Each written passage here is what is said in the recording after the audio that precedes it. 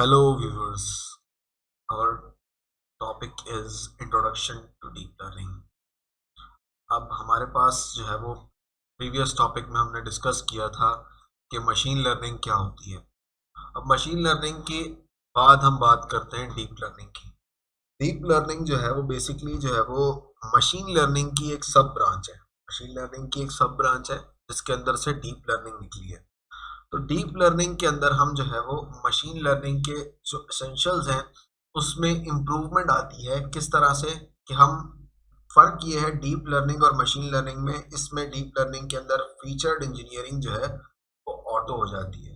अब मैंने word use किया यहाँ पे, फीचर इंजीनियरिंग ऑटोमेटिक हो जाती है। फीचर इंजीनियरिंग बेसिकली ये होती है कि हम जब अपने डेटा सेट यानी अपनी मशीन को ट्रेन करवाते हैं डेटा सेट के थ्रू, तो हम जो है वो उसके फीचर्स को बता देते हैं कि भाई ये फीचर्स जो है वो इसके होंगे। मतलब ये कि अगर हम एक कैट के रिकग्नाइजेशन के लिए मशीन को ट्रेन करवा रहे हैं, तो वो हम जो कैट के फीचर्स हैं उसको डिस्क्राइब करेंगे मशीन लर्निंग के अंदर। बट डीप लर्निंग के अंदर हम इस फीचर्स को रिकग्नाइज नहीं करते, वो इन फीचर्स को ऑटोमेटिकली फैच करता है through neural network.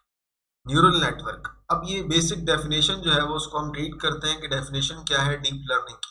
Deep learning is a subset of machine learning which is essential a neural network with three or more layers.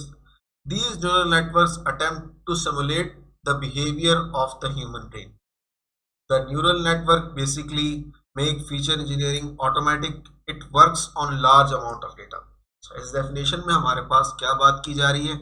ये बात की जा रही है कि भाई एक तो वो जो है वो सब, जैसे कि मैंने पहले बताया, सबसेट है मशीन लर्निंग का, और इसमें जो है वो न्यूरल नेटवर्क्स होते हैं। न्यूरल नेटवर्क्स जो है वो कुछ लेयर्स में डिवाइड होते हैं।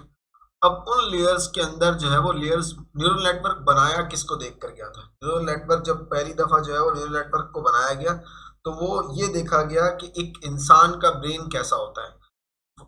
वर्क तो वो स्टैटिक्स पे करता है, वर्क तो वो प्रेडिक्शन पे करता है, पर एक इंसान का ब्रेन किस तरह से काम करता है, डिफरेंट लेयर के जरिए से फीचर्ड करता है।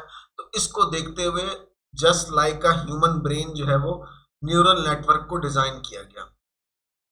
अब आगे हम बात करते हैं history of neural network. History of neural network ये है कि हमारे पास अर्ली 50s में फर्स्ट कोड जो है वो लिखा गया था। वो एक खिलौने के लिए यानी एक टॉय के लिए लिखा गया था जिसमें न्यूरल नेटवर्क की बात की गई थी। अब मतलब उस टाइम न्यूरल नेटवर्क बहुत एफिशिएंट नहीं था, पर न्यूरल नेटवर्क जो है वो उस टाइम पहली बार न्यूरल नेटवर्क की कोडिंग की गई थी। अब हम आगे बात करते हैं डीप लर्निंग जो है वो वर्क किस तरह से करती है।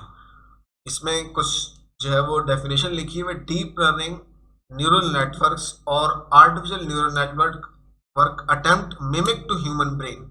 मतलब ये कि वो कोशिश करता है ह्यूमन ब्रेन की जैसे काम करने की, through a combination of data inputs, weights, bias. These elements work together accurately, recognize, classify and describe object within the data। इसके अंदर बात ये की जा रही है कि वो डेटा इनपुट्स को लेता है, वेट्स को कंसीडर करता है और बाइस को कंसीडर करता है। इसकी एक्सप्लेनेशन को हम फर्दर आगे जाकर देखेंगे कि वेट्स क्या होते हैं, बाइस क्या होते हैं, इनको हम डिस्कस करेंगे। रिकग्नाइजेशन क्या होती है, क्लासिफिकेशन क्या होती है। रिकग्नाइजेशन ये होती है किसी भी चीज़ को पहचानना, किसके थ्रू?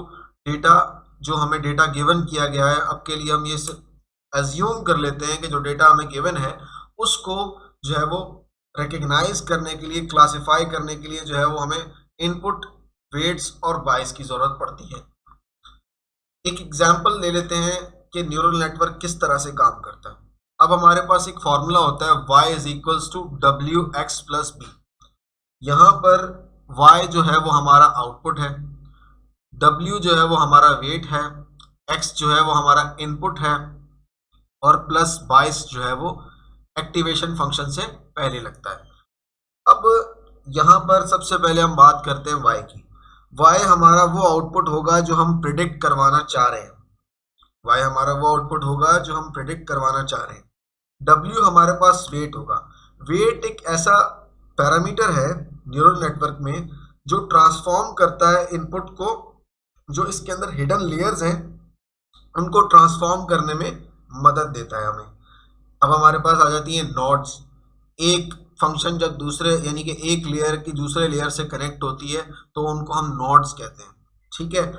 और जैसे कि इस डायग्राम में जो है वो दिख रहा है कि ये नॉड्स आपस में कनेक्ट हो रही हैं, तो ये नॉड्स कहलाएंगी।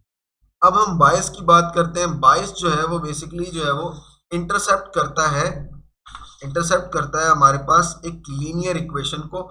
मतलब ये कि आसान अल्फाजों में बात की जाए तो वेट को कॉन्स्टेंटली एक्टिवेशन फंक्शन में ऐड कराने के लिए, इसकी प्रेडिक्शन को स्ट्रॉन्ग करने के लिए हमारे पास बायस इस्तेमाल होता है। Thank you so much for watching this video.